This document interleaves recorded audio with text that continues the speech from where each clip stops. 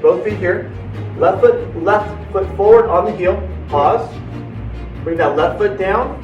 Good. Right up on your right toe now, right? Right toe up. Good. Now bring that right foot forward and pause in the left heel. And then drop the right heel. Pause. Up here. Left foot forward. Heel. Drop the left foot. Pause. Then right foot forward. Heel. Good. You get it? Yeah. Okay. It's a slow. It's alternating symmetrical something. Alternating pause. Alternating pause. Okay. Pause again. Get your body and mind to coordinate. So you should feel uncomfortable and get your brain to go, you have to retrain. Okay, so but you should be wearing flexible like gym shoes. I would gym shoes or just socks, whatever you want to use. And some people would go, if they're doing yoga, something like that, they'll go barefoot. Probably not high heels.